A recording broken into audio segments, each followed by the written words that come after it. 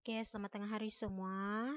Jadi untuk hari ini kita akan masuk masih lagi dalam bab yang sama berkaitan dengan pentadbiran barat di Sabah dan juga Sarawak. Dan minggu-minggu lalu kamu sudah belajar dalam 5.1 dan juga 5.2. Jadi untuk hari ini kita hanya akan masuk dalam 5.3 berkaitan dengan perluasan kuasa SBUB di Sabah. Jadi sebelum itu, ini antara sebab kemakmuran Sabah ini dia menarik pemodal asing untuk datang ke Sabah, dan antara sebab dia Sabah mempunyai kedudukan yang strategik dan mempunyai kekayaan bahan mentah. Jadi kita tengok satu-satu. Kedudukan yang strategik kerana Sabah dia terletak di tengah-tengah laluan antara China dan Singapura. Dan Sabah juga berdekatan dengan Pulau Palawan yang menjadi laluan maritim bagi kapal pedagang untuk berlayar ke China dan ke Jepun. Pelabuhan-pelabuhan pantai barat dan pantai timur Sabah adalah strategik dan kapal boleh berlabuh dengan selamat daripada tiupan angin monsun. Jadi kalau kamu tengok, kedudukan ini sangat strategik untuk diambil oleh dan mahu dimiliki oleh orang luar. Kekayaan bahan mentah. Bukan hanya Sarawak, di Sabah pun dia banyak pelbagai bahan mentah. Contohnya sarang burung, sagu, rotan, getah perca, gamat dan sirip ikan hiu yang memasuki pasaran antara bangsa. Di mana pedagang barat menjadikan sarang burung sebagai barang dagangan utama dengan China kerana mendapat permintaan yang tinggi. Mendapat permintaan yang tinggi dengan nilai yang sangat tinggi. Selain itu, di kawasan daratan dan juga lembah pula, tanaman seperti indigo dan kapas subur sehingga membolehkan pertanian komersial dijalankan secara giat.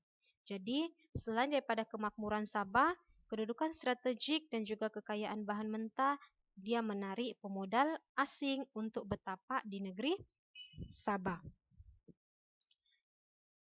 Sabah sebelum penguasaan SBUB.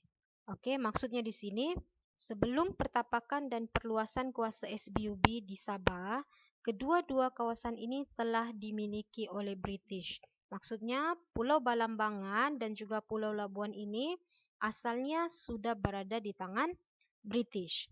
Tengok ya, pada tahun 1763, si Alexander, dia membuat perjanjian dengan Kesultanan Sulu dan dia telah mengibarkan bendera British di pulau tersebut yang menandakan pulau tersebut menjadi milik British. Okey, dia mau akunlah bahawa pulau itu menjadi milik British. Tetapi disebabkan pulau ini mempunyai pelbagai masalah dan juga masalah lanun, mereka terpaksa meninggalkan pulau ini. Maksudnya British dia meninggalkan Pulau Balambangan ini pada bulan November. Okey. Manakala Pulau Labuan ini pula berada di tangan James Brooke. James Brooke dia berusaha meluaskan kuasanya dengan mengadakan perjanjian dengan Sultan Brunei berkaitan dengan pulau ini. Tengok, James Brooke bukan hanya di Sarawak, sampai ke Sabah dia ambil. Okey? Dan melalui perjanjian pada 18 Disember 1846, Sultan Brunei menyerahkan Labuan kepada pihak British dan mereka perlu menumpaskan lanun di kawasan tersebut dan melindungi perdagangan. Dan akhirnya apabila Sultan Brunei sudah menyerahkan Labuan kepada James Brooke, maka dia dilantik menjadi gubernur yang pertama di pulau tersebut. Ya, boleh faham? Dan sekarang kita akan tengok pertapakan SBUB di negeri Sabah. Kedudukan strategik dan potensi Sabah dengan pelbagai bahan mentah menarik pemodal asing. Dan beberapa strategik telah digunakan seperti menyewa, memajak dan mengadakan perjanjian dengan Kesultanan Brunei dan Sulu. Dan perkembangan ini telah membawa perubahan ekonomi, sosial dan politik di negeri Sabah. Okey, ini adalah kronologi bagaimana pertapakan SBUB di Sabah. Yang pertama, asalnya Sabah ataupun Sultan Brunei, okay, Charles Lee Moses, dia menyewa Sabah daripada Sultan Brunei selama 10 tahun. Di mana Moses ini dia menjualkan dia punya hak. Maksudnya dia jual Sabah ini kepada si J.W. Torrey dan T.B. Harris dan menjadikan Kimani sebagai pusat perdagangan mereka. Okey, selepas itu si Torrey pula menjual haknya kepada si Baron, si Overbeck. Okey? Dan apabila si Overbeck dia bekerjasama dengan si Alfred dan si Edward dalam memajukan negeri Sabah. Okey, dan akhirnya Alfred dan Edward memajak pantai timur Sabah daripada Sultan Brunei. Sultan Sulu. Fahamkan memajak? Okey, dan akhirnya Alfred dan Edward dia menubuhkan British North Borneo Provisional dan mendapat status piagam. Jadi maksudnya orang yang bertanggungjawab dalam SBUB ini adalah si Alfred sama si Edward. Dan pada tahun 1888 Borneo Utara British menjadi negeri naungan British. Maksudnya Borneo Utara ini dia berada di bawah pengaruh British dan akhirnya SBUB berupaya memerintah Borneo Utara sehingga 1942. Okey ya, untuk ini boleh faham ya.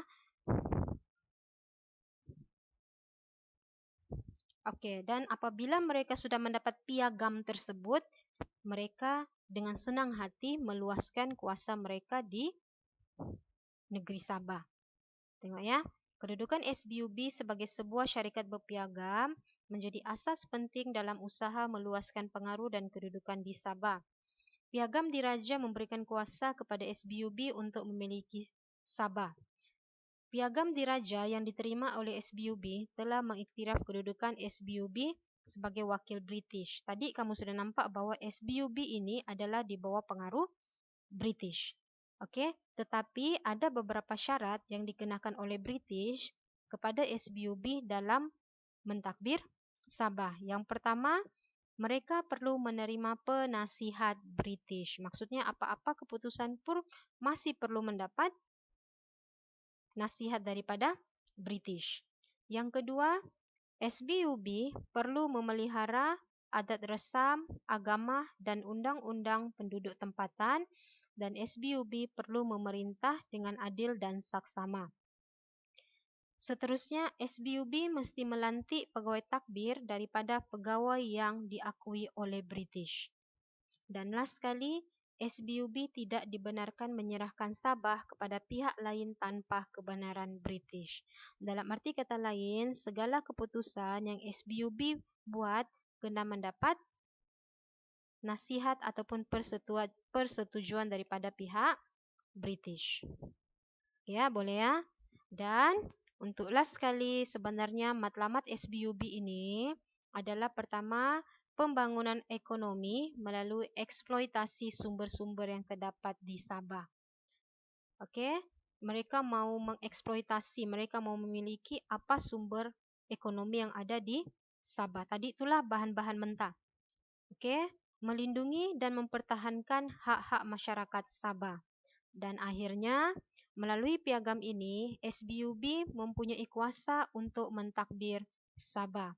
Dan Sir Rutherford merupakan presiden pertama, manakala si Alfred merupakan pengarah urusan.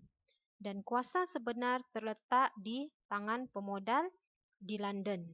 Dan sistem birokrasi dibentuk bagi memastikan usaha syarikat untuk mengaut keuntungan. Dan si William merupakan gubernur pertama. Jadi, William, gubernur pertama, pengarah urusan si Alfred, dan presiden pertama adalah Sir Luther. Okey ya. Jadi, sampai sini saja untuk kelas hari ini. Apa-apa masalah, kamu boleh bertanya dalam grup. Okey, terima kasih.